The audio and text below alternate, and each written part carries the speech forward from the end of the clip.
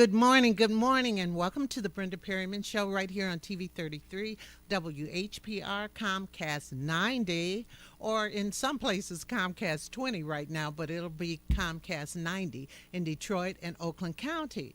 The call-in numbers, if you want to call in today, are 313-868-0342, 868-0351, or 868-4336.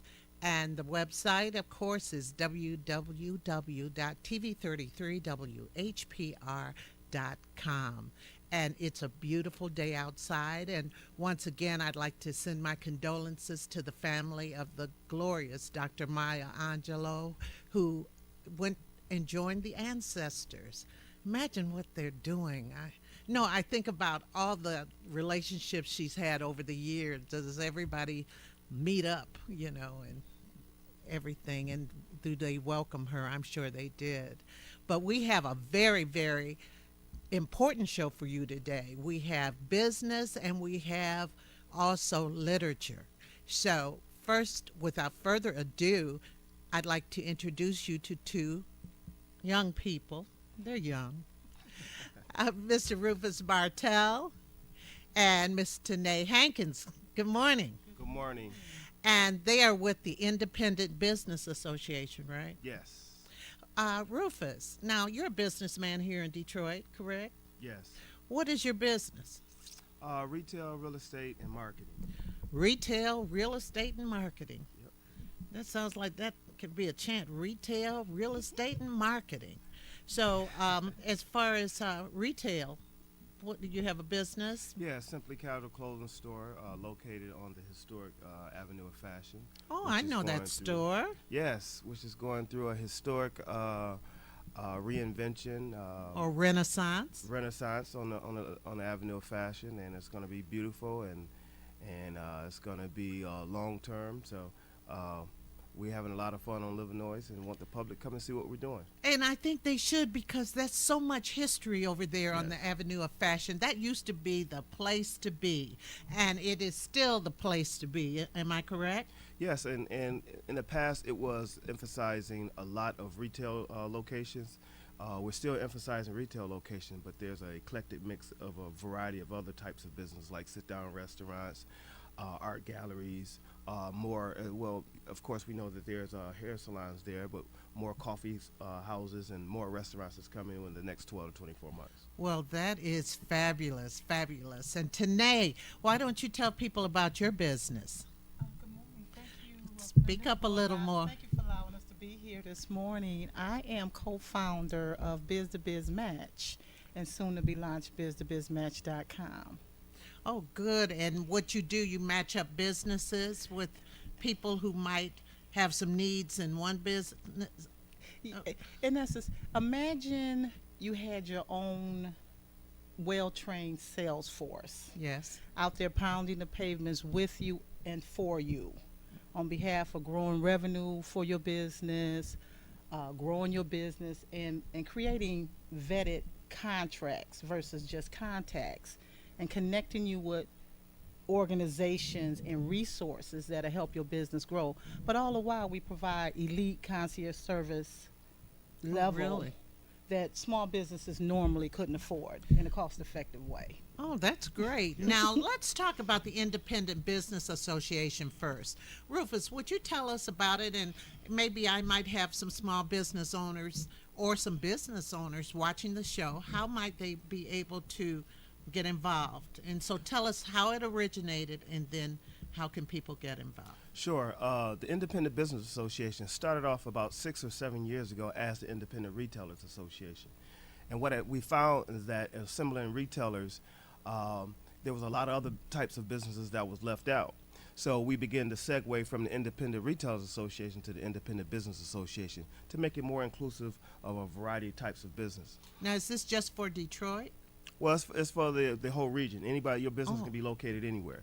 We're currently doing business on the Avenue of Fashion in the community storefront at 19410 Illinois, and we meet every Wednesday at 9 a.m.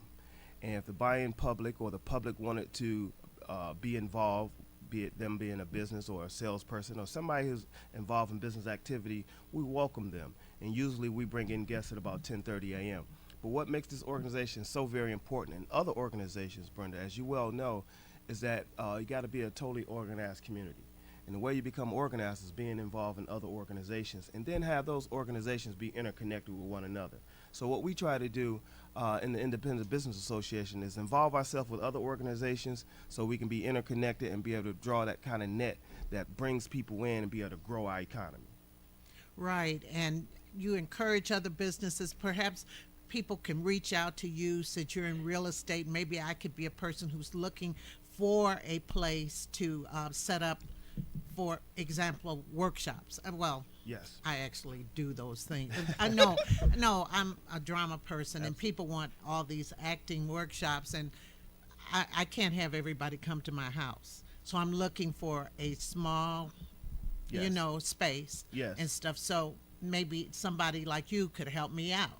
Yeah, I mean, we act as a resource to other people, similar to what Tanay was saying about Biz to Biz Match, and she's a member. I'm a founding member of the Independent Business Association, and the cool thing about it is that it immediately increase your contacts and your opportunity to do business because you're in the That's the network. key word: contacts and opportunities. Absolutely. Opportunities, because we need them in Detroit. Because there's some people who, well, as we know, there are a lot of businesses that have opened up in different parts of Detroit, mainly Midtown and downtown, and they've had more resources financially than some of the smaller businesses. That's just the way it is. And you make a very astute observation. And one of the reasons, obviously, downtown is the resource because it's our living room.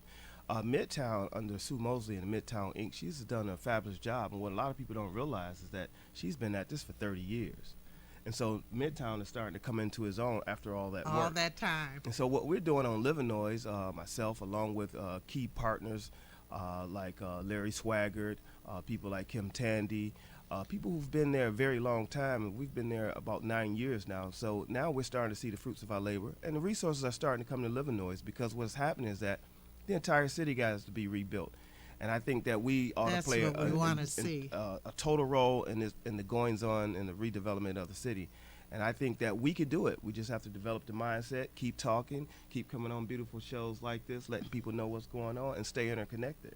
Well, what I think about is when I was growing up, at one point we lived near Joy Road and Grand River. We could go up there. They had the Barber College. They had Woolworths. They had the Riviera movie Yes. theater. I mean, everything was, so much was right in Yes. your community. We had Wrigley's grocery Yes. store down on Grand River. All sorts of things. There were all sorts of pockets in Detroit where you could do your retailing. And then a little further on down the Grand River was Grand River in Oakland, which had Sears, Federals, and all of that. It's nice to see something like that Right. coming back, because a lot of people who maybe haven't been in Detroit as long don't know that there were areas all over the city. That's You right. did not have to leave your right. neighborhood Exactly. to have the resources or get things that you needed. Brenda, you're so far on it. You're hitting the target so often. It's like, for the Independent Business Association, that's exactly what we're trying to do, and that's exactly what we're advocating, is developing economic opportunity and economic activity right in the neighborhoods. And I'll tell, people a dirty secret. And that is, if you want to expand your business, it's smarter to expand your business, depending on what kind of business it is, in the neighborhoods. Why? Because people live in the neighborhoods. So which means they have the probability of patronizing your business 3 or 4 times a week, as opposed to if you're in Midtown and downtown, they may go to those areas 3 or 4 times a month. So you're getting more frequent visitation. So we have an entire core of the city that has to be developed, and we can play a serious role in it. That's right. That's true. What about, I'm going to ask this question. I got to ask it. What about safety? Okay, that's a legitimate concern. Safety is a concern of throughout the whole course of the city, and I'm a firm believer in what Coleman Young said. He said, the best deterrent to crime is jobs, and so we have to create jobs. Well, how do we create jobs? By creating economic activity. We got to have economic activity on the ground. When I mean on the ground, that means throughout the course of the neighborhoods, not just downtown and midtown, but in the neighborhoods. So the more small business employ those 5 or 6 people that's hanging on the end of the block that now has a job. We all know that an idle mind is the devil's workshop. So if we can put these people to work and put their mind to work, we can begin to decrease crime organically. Yeah, Exactly. that would be wonderful. But don't you think, in a way, there's that little segment there? You know, I always say sometimes the inmates try and take over the asylum.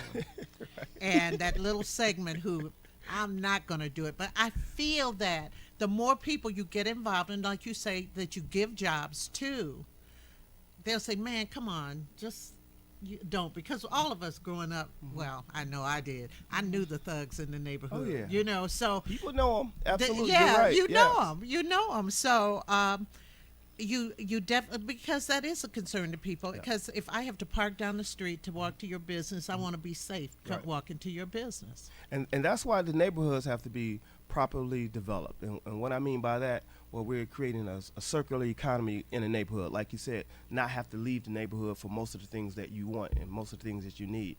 And when your neighborhood is developed and blight is rid of, because blight is the invitation that says, we don't care, come in here and do what you want to do. Yeah. So when you have a neatly cut lawn, you have windows, you have great presentation, they'll choose another area. And then what's so important about what Tanay is talking about with biz to biz is that when you got companies coming together and gaining strength to employ people, then you can begin to drive the unemployment rate down, and you be able to create financial resources and financial activity, along with everything that the law enforcement does here in the city. But they can't do it alone. We got to have activity. Right, and you got to have eyes. You got to have Exactly. eyes. They have to. I'm their backup. Yeah. You know, I said I'm your backup because if I see something, I'm gonna drop a dime. You know, and then I'm gonna run. It's But the petty crimes, right? So today, how is this working with this biz to biz? Have you found people to be saying, "Oh wow, I'm glad I got hooked up with them because now we're both working." Sometimes other Yeah, people need absolutely, people. Absolutely. If I may go into the history of Biz to Biz Match, Biz to Biz Match was the name of a program of a nonprofit that I chair called Joint Cities Development. And we always were into matching and collaboration. That was our function. That is why, that's my ministry, of bringing people together. And we had people coming to us saying, thank you for introducing me to so-and-so. And then I thought about it back in the day with my father, who was an entrepreneur. We did it back in the day with index cards, like you were saying, back in the community. Everybody looked out for each other. Well, we did, and we're going to, in a moment, we're going to go to a break because there's a wonderful kind of conference that's coming up, and we want to make sure that our audience knows about it, and they'll be able to take advantage of it. So I'm trying to think. I don't think I told my engineer, but he's there, and we will take a small break. And Rufus, thank you, and I need to have you come on and tell. Yes, yes. yes. By the way, everybody, Rufus, tell us how we get in touch with the IBA. The Independent Business Association, you can stop by. We're a physical location. We're very transparent, 19410 Livernois, or you can go to our website, independent or IBAdetroit.com, and stop by, pay us a visit. We'll tell you what you need to do. I will give out my cell phone number, but that'll be too much. Yeah, and he may not answer. No, I'm just. No. Okay, we'll be back in just a moment. And entrepreneurship, that is just fabulous. Absolutely. We'll be back in just a moment.